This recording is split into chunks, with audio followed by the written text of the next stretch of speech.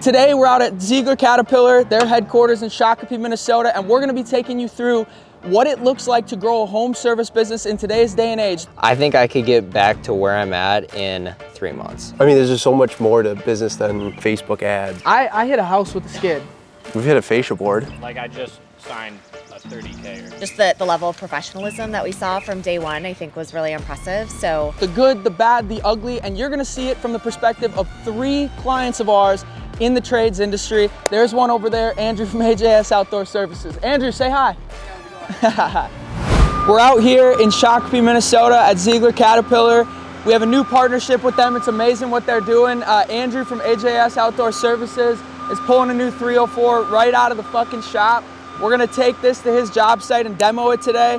If you need anything in compact equipment in Minnesota or Iowa, make sure you come. Shout out to Dustin. He's the one who sold me my 259 back when I owned Lakeshore. These guys will take care of you. You know the Stefano dude, the guy with all the fucking tractors? We did a YouTube video with him. I was fucking on the money there. That was easy because like we knew what we needed to get. And when you know what you need to get, it's easy. But when it's just like freestyle, like I booked this flight 2 days ago and was just like, we'll just fucking figure something out to film. That can go right in there. Me talking about how terrible this shit is to try to make good stuff for them to watch that's valuable. It's harder when it's just kind of freestyle because you don't know what to say. Yeah. All right, we're good? Yeah. Let's go. Thank you, sir. Appreciate it. Nice to meet you. Yeah, if you need anything, let me know. Hey, you gotta send me your job site address. We're gonna go with you to Bloomington, probably for like a half hour. And then we gotta go Nate, Tommy, Johnny first, because he's almost done with the patio. Okay. And then we're gonna come back. Sounds good. Cool? Look at it, you got the white monster. Let's go. All right, let's go. We're out here in Bloomington, Minnesota today with Andrew from AJS Outdoor Services, subject 1 of 3 businesses that we'll be following along with today. Tell me a little bit about your business. 1 year ago, we were maintenance plus landscape hardscape. Now we transformed into just landscape hardscape, 100% project based. Heck yeah, dude.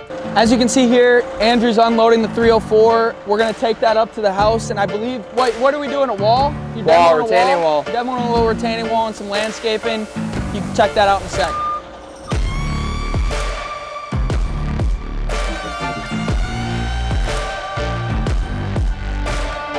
All right, we're out here in Bloomington. We're at Andrew's job. He's just removing these old railroad ties, a little tiered, bed off of the foundation of the house. He's gonna be putting in some new block walls. We got the 304 that Kat generously helped us out with, put to work. It's his first time in an excavator too, so it's cool to see. So we've been in business 2 years. BCBA has been in business 2 years. Andrew was actually probably one of our first 30 clients. He found us from an Instagram reel, I believe. He was still in high school, I think. He paid us for a month. Wasn't the right time. He had a really good year last year. He came back to one of our in-person events and now he's been a client for almost a year now. Just absolutely crushing it. It's really good to see young people doing the right things in business. And he even went to the local police station, was giving back, giving them all food and stuff. It's so cool to see what happens when guys do the right things. You can actually become a guy in your community, which is what most of you want.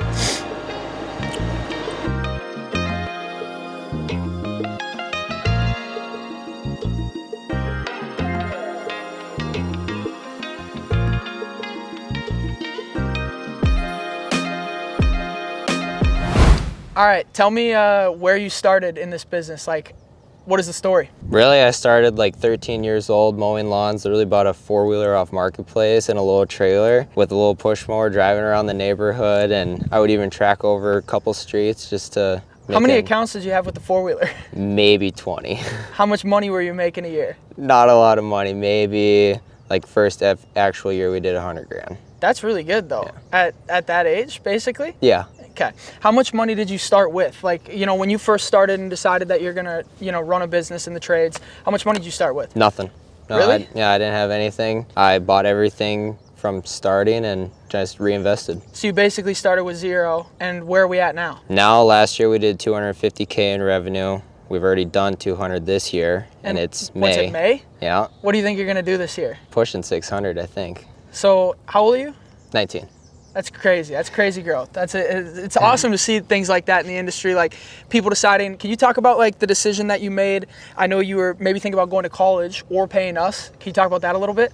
Yeah, so I actually paid him once, dropped out after a month of it, said it didn't work, was still debating about going to college, decided not to go to college, came back to him, paid him much cheaper than college, and you get way more for your buck.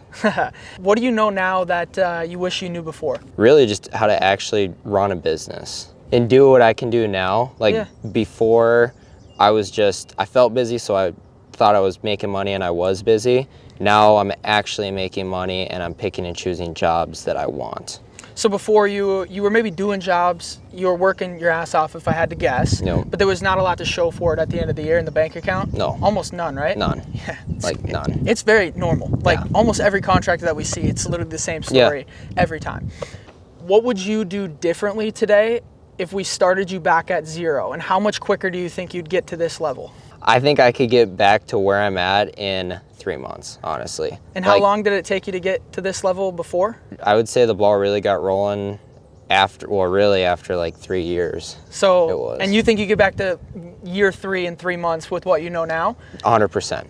So you feel confident if we just picked you up and moved you to Iowa, we could probably get back to like 500K this year? If I lost everything tomorrow, I could be back at 500K this year. Yeah, it's so cool to see. Like that's what we're trying to teach too, is not just like, marketing agencies, they just take your money, they run paid ads for you. We all know them. What we're trying to do is like teach and build actual skills into entrepreneurs, right? So you could go start a barbershop and you probably understand the metrics of how to fill it, don't you think? 100%. You guys use the same thing that you teach us. That's the crazy part. Yeah, we've been able to grow our business using the same 3 phases that we give to them. Anything else you want to add at all? Like thoughts just about your business, about entrepreneurship, about maybe a young guy that's in your position, maybe thinking about going to college, his parents want him to go to college, he doesn't want to. Honestly, just do what you want and take it slow. Like a year ago, I messed up when I was in BCBA. Truck shit the bed, went out, bought a new one, didn't listen to Logan, and then I ended up coming back because I was trying to move too fast. This was my problem. So just take it slow, everything will come in time. Last part here, I think a lot of people, especially a lot of young guys, they want to buy everything. They want to hire a bunch of people. They want to be looked at as more impressive in the community. And you're better off first building the brand, building the business side of things. And then the equipment and the good people come later when you actually have that foundation to stand on. And it normally ends up a little bit better. Like how much more stressed or less stressed are you right now compared to last year? I'm not stressed at all. You actually sleeping at night? Oh, I'm 100% There's sleeping. money in the bank account? There's money in the bank account. Yeah, and it's not a fun life when somebody doesn't pay you for a job and you can't afford to pay your employees or pay for the equipment payment. You're better off renting, you're better off white knuckling it yourself until you have a little bit of that backing, the brand, the money in your account, and then we can scale up. Exactly. Cool, thanks. So Money. We're in Minneapolis. We're with Nate from Tommy Johnny. We're gonna come check out a job site. I think he did a little patio and a walkway, and they're gonna lay some sod today. And then we will also interview him, ask him some questions. There he is right there, looking homeless, no pants, no nothing. I don't know what this guy does.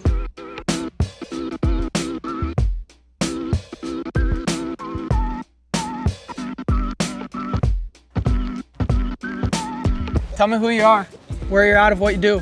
Tell me about your business. Nate Raditz, Tommy Johnny Landscape, Prior Lake, Minnesota, landscape hardscape install. Where are you at revenue-wise for this year? I think we're about 200 something right now. How much in paid ads to do that? 0. Okay, good. Tell me about like when you first started your business, where were you at? Like how much money did you start with? What was your first project? What did that look like? First project, I don't even remember my first project. It was probably like a $400 weed job, terrible job. How old were you when you started? This business, I was 21 maybe. Were you going to college during then? You were just doing it on the side? Yeah. Did you ever think you'd be running this type of business? Not yet, at least. I figured it'd take some time. What do you know now that you didn't know when you started? A lot more. I mean, there's just so much more to business than Facebook ads and Google ads when you're low on leads. That's the first thing that people go towards is Facebook ads. When it's where you talk about like the foundation of a house, you build it up from the foundation. You don't just start framing shit on dirt. So it's like the Google reviews, the Facebook reviews, getting in with the community. It's like stuff like that, and then going up from there. Do you wish you would have done that sooner? You feel like you'd maybe be making even more money and you'd be farther? Yeah, I think it'd be farther in the business so far. Talk to me about like the size. We have 2 guys working behind us. I know you work with your dad. What does that look like? We got our ups and downs working with him every once in a while, but I mean, the only time we bicker is usually when he's right. You got too big of an ego to, calm down a little bit, but it's been good. I like to keep it small.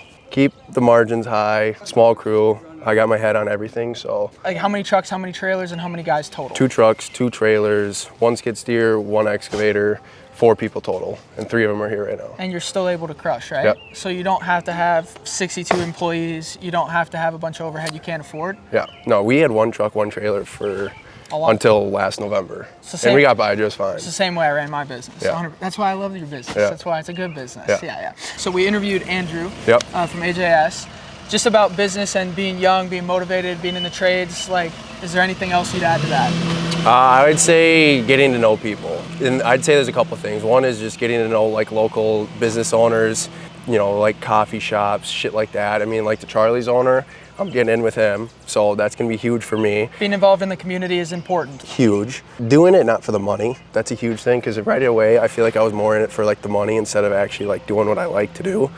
And I love to do this shit, and I feel like the more that I like to do it, the more money I actually make, because then the client's happy. I mean, this client texted me at 11 o'clock last night. Like, this looks awesome. Like, I'm so happy that you guys are here. The money comes if you're actually doing the right stuff. Yeah, if you're being a good human being, you're not ripping people off, you're involved in your community, the money will come. Yeah.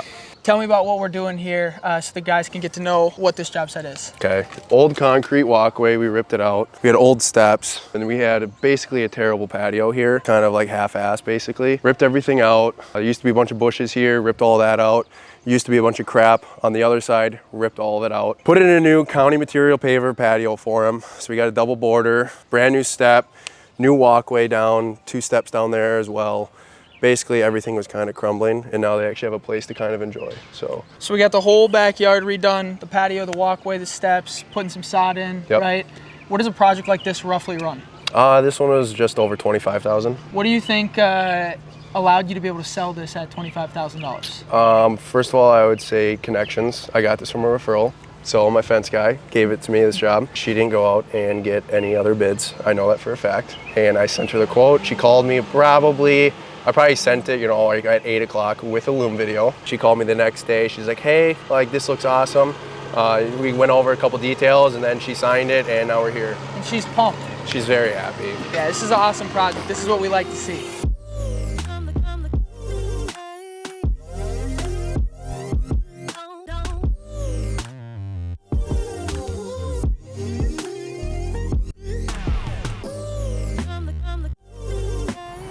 Tell me what the biggest fuck up you've ever had happen is. On a site or just like? In business. Running 20 grand worth of paid ads maybe. Well, that was probably the biggest one. No, I wouldn't say that was a fuck up though. I learned from that. I mean, yeah, it was a huge fucking mistake, but. You learn. I learned a lot How about on a job site? Just golden child, never does anything wrong. No, I don't. We're fucking A1 business. Have you ever had any homeowners yell at you, scream at you? Honestly, in my 7 years, I never did either. I don't think I did, dude. I seriously don't think I ever have. I hit a house with a skid. That's what I did. We've hit a fascia board. That's it though, from a deck. That's not that big of a deal. No, and we replaced it and she was happier than hell. Dude, I seriously don't know if we've ever had like a mad customer. It means you're doing the right stuff. I know. What about, what's the biggest project you've ever done? Last year we did a whole front yard on Prior Lake. How much did that run? 60 probably 60-ish? after everything. What's the smallest project you've ever done? Dude, I plant trees for a fucking greenhouse, and now I'm doing it for $100, a Facebook review, Google review, video testimonial, and they have to post on Facebook in a couple groups. And tag you? Yep, for $100. It's worth it. It takes me an hour. Even at your size, 100% worth it. Yeah, and the greenhouse also gives me, probably last year, I bet they gave me 75 to 100K worth of work. So it's a good business. Yeah, definitely worth it. Yeah. How do you run your business right now? Like what's stressful, or like how is your day structured? Wake up 5, eat, do a little bit of work before physical work. Leave. A little office work before you go? Yep, so leave anywhere between 6:45 to 7 probably. Work till 4 to 6, eat dinner, do more office work, meet with people like clients. And then when I go home, or I guess when I'm home, it's like invoicing, quotes, I don't know, just any office work that I need to do. Working 5 days a week or 7? 5 full. Saturday, Sunday, half on, half off? Yeah, both days half on, half off. What is the difference between last year to this year in the business? Like how you feeling, what's good, what's bad? Confidence right away. I mean, last year we didn't have a job booked until end of March, probably. I think in November last year I already had like 2 jobs lined up, which I was like, holy shit, I didn't even know that was a thing. I bet in January and February we were like over a month out, which I had no idea what that felt like. And last year you had nothing? No. So it's a little easier to plan and be a business owner and actually Yeah, I sleep mean, at there's night. still stress, but it's just a different kind of. Better stress. Yeah. Yeah. There's different levels of stress. Not the stress of you're not going to have jobs. Correct. Correct. All right, good. Okay, so we're here at a project in Minneapolis. Nate's doing a patio, some sod, and some landscaping for you. I'm just curious, how is the process with Nate as a contractor? Is the communication good? How is it going? About as easy as it could be, and we actually have kind of a comparison to trying to work with another contractor. We were working with a few months. Communication was really slow. It was super frustrating. We got a quote. There was no room for flexibility. So honestly, we just kind of scrapped the project until we got connected with Nate. And within a day, he was out here doing measurements, got us a visual mock-up, and I think we were ready to go within like a week in terms of contract signed. Had a really clear visual of how we wanted to work things out, and he really worked with us to meet our needs within our budget. So communication was amazing, has been the same way throughout the whole process. Is it intimidating to get a home project done, whether it's interior or exterior, from contractors when you don't know them? Oh, totally. I mean, we are like the least self-sufficient people on the planet when it comes to like knowing the right questions to ask and just understanding what we're even looking for. And so Nate and the team have been great in just terms of guiding us through what sort of things should we think about, what considerations to have in mind, and can't say enough good things. Was there anything that made you feel more comfortable with him outside of just the communication level? I think just like access, you know, he gave us his cell phone number right away, and just the level of professionalism that we saw from day one, I think was really impressive. So we've already sent his name off to a number of other people, which I think many are going to take us up on. So yeah, it's been good. Sweet. Anything else you want to add at all? No, You're Claire's just been probably one of the better customers we've ever worked for. So Good. We like to hear that. Well, and No, that's, it's been awesome. That's the other thing as contractors is like working for great homeowners makes our life easier. You know, 100%. I don't know if you want to speak to that, but you know, Well, it can be tough. I mean, some clients are very hard to deal with. It's just a number of things, but it's like when you have clients like Claire and Luke have been, it's like the easiest clients to work for.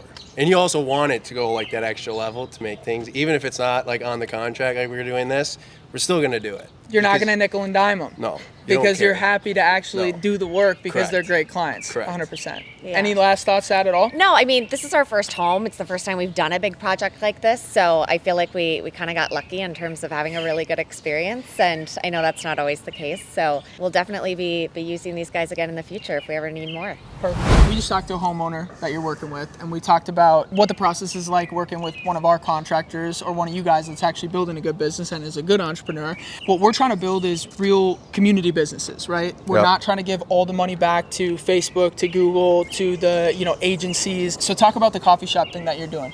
Yeah, tomorrow we're doing a coffee shop thing, giving away free coffee, food, whatever they want, basically. Just give them a raffle ticket, and all they have to do is just invite their friends to follow us on Facebook. So it's a pretty simple task, and it's pretty easy. It doesn't cost them a dime, and then they get free coffee out of it. Maybe we get a couple leads out of it, whatnot, but it's just good for the community. You know? Yeah, we're really trying to, at BCBA, we're really trying to show guys how to kind of create that community feel that I feel like we've lost over maybe the last 20, 30 years.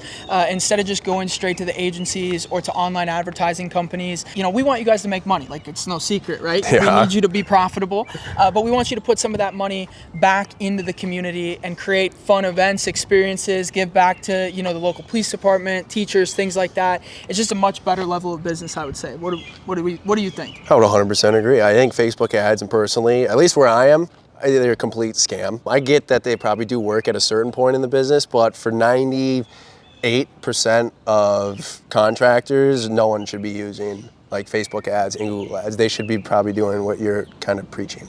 Sweet. Money. Do you ever miss being out here working? Yeah, dude, Doing 100%. landscaping? It's way better to be on a job site than be in the office, but we're having a really big impact on like so many guys, so it's really cool to see. But dude, it's way more fun to be out here, 80 sunny, getting tan, than sitting behind a computer, and then like everybody that doesn't pay us automatically hates me because we're internet people. So yeah, dude, being on the job site's way better.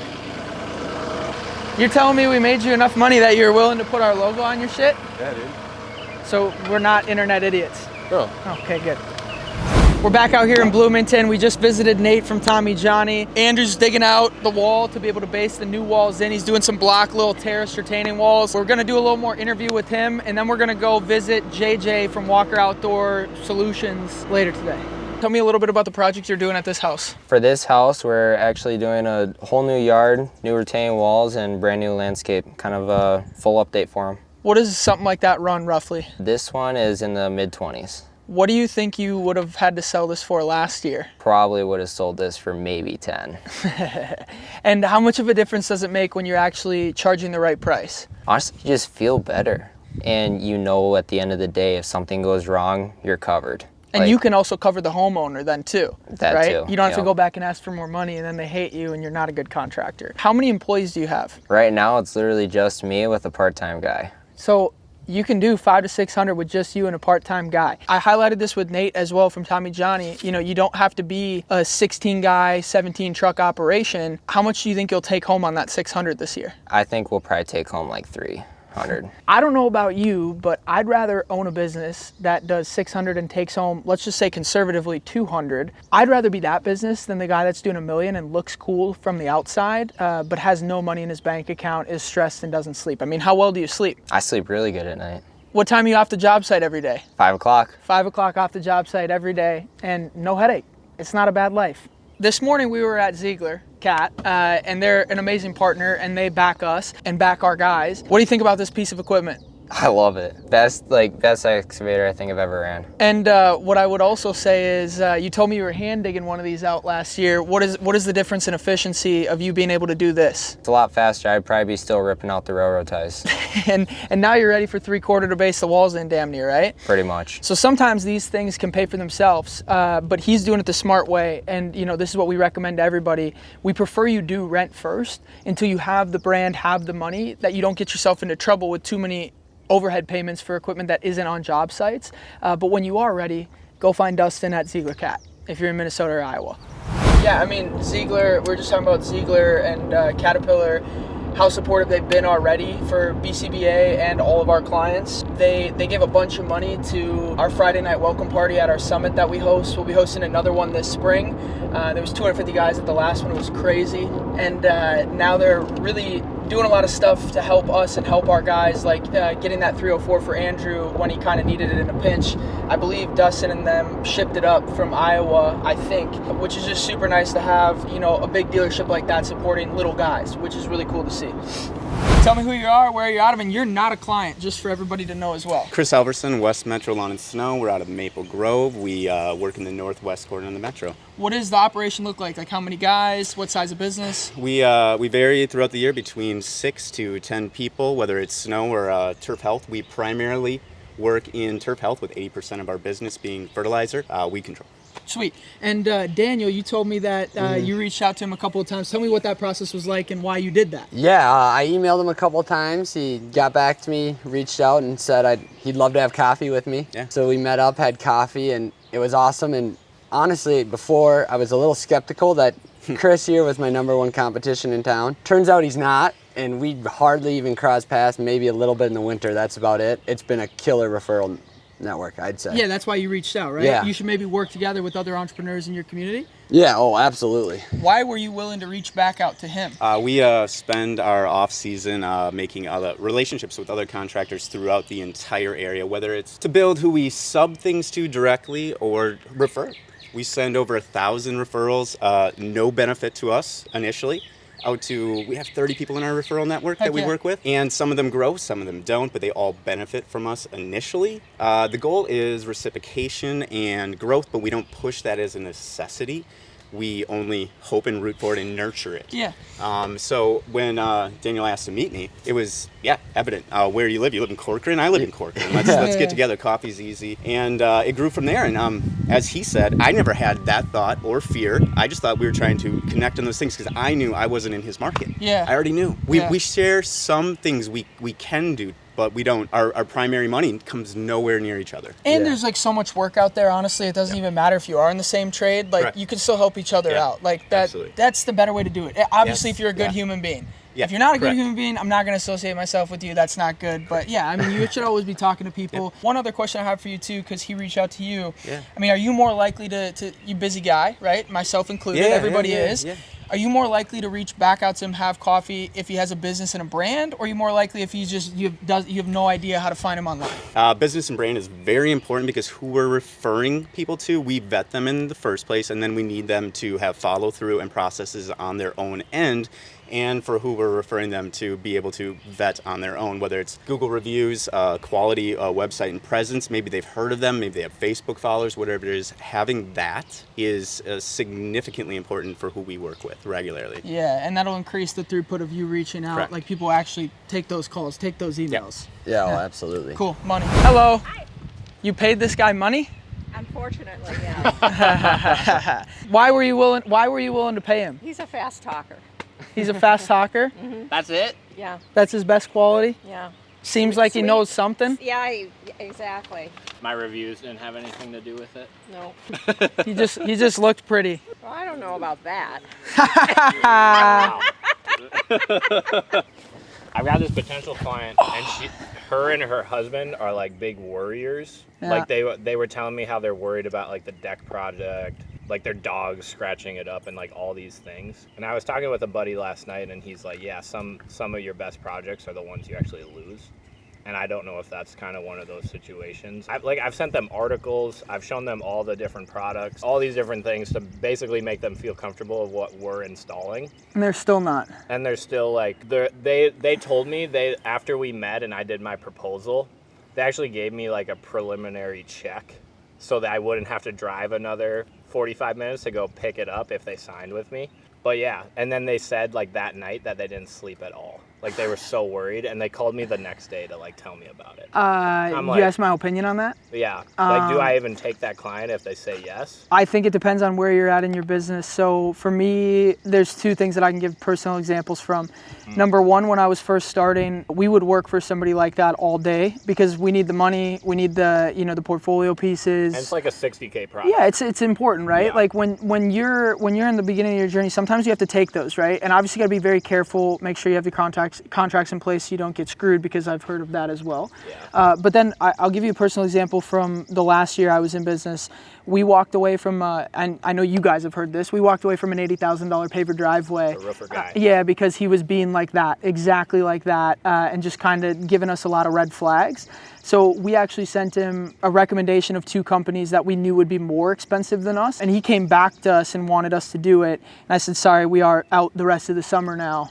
So it's just like, if you have other work and you have leads and you're not scarce, you won't take red flag clients. The other way to relate this ethical or unethical way is, if a woman is treating you wrong, if you feel you will never get another woman, you might give her a little more leeway, right? With the way she's treating you. Mm-hmm. If you know that there's a perfectly great other woman right there who wants to be with you, you probably won't put up with red flags or them treating you wrong. Mm-hmm. So I think it depends on what is there with the way people act, if you're scarce or not. Got you. If you want my real advice, I Yeah. wouldn't take that job. Yeah. Like I just signed a 30K like while you guys were talking. Nice, heck yeah. So. Oh, that's why you're on the phone, JJ? That's why it's so important to think about our events, right? Think about San Diego. That was probably the best thing we've done, yeah? I would assume. Why? Because you're around everybody else, and then you hear all of what they're doing, and they might be doing one thing really well, like referral partners, and you suck at it, and you go, fuck. And then you might be doing really good at Google reviews, because I know you are. You're over 100, right? Yeah, you're doing really good with that compared to some of the other guys, and they go, fuck. So it's really important it's like when I owned Lakeshore, I was around, 4 of my friends from high school that had way no money as me. I had a 7-acre property, a brand new Platinum 350. I'm going to just do whatever they're doing. And then I golf 5 days a week, and then I suck. You have to, that's probably one of the biggest things once you're in our shit, is just a constant reminder. Think about a guy like Austin Packard, who went from 200K to 900K, opened a second location. He's still learning. He's like, oh, I just went through the new videos. They're so much better. I understand much more. You just have to have that constant reminder. Think about my buddy who plays for the Bengals, for example. Just because he signed a $60 million contract doesn't mean that he doesn't need coach's help anymore. Yeah. Right? People at the top of their game, they still have people around them like that, because you always have to have that to push. Yeah, I think part of the biggest benefit is being around it. For sure. Right? Yeah. In my opinion, that's what we're trying to create, is more of that. And that's why we try to make it cheaper after the first 3 months, to make it reasonable to stay around. You're gonna learn something from me in 12 months. From the group calls, the new phases, the trip you attend, you're gonna learn something. Yeah, unless you do nothing. And if you do something, it's gonna, we don't charge 10% of your business. We charge the cost of one project. Today we toured Andrew from AJS's operation out in Bloomington doing that retaining wall. We went to Nate from Tommy Johnny's out in Minneapolis doing that whole back patio and walkway and some sod. We came and took a look at JJ from Walker Outdoors job site and our other great guy Daniel. He doing some landscaping for him, which is awesome to see. You kind of heard a little bit about their operations, their problems, how they all started with us probably, and I would say like that 100 to 400K range. Almost everybody that we've interviewed today has experienced at least a 2X in their business, and probably much more, I would say, in the profit division of that. If you have any questions for them, you can find them all on social media. We appreciate you following along, and we'll have much more. As always, violent action towards the goal.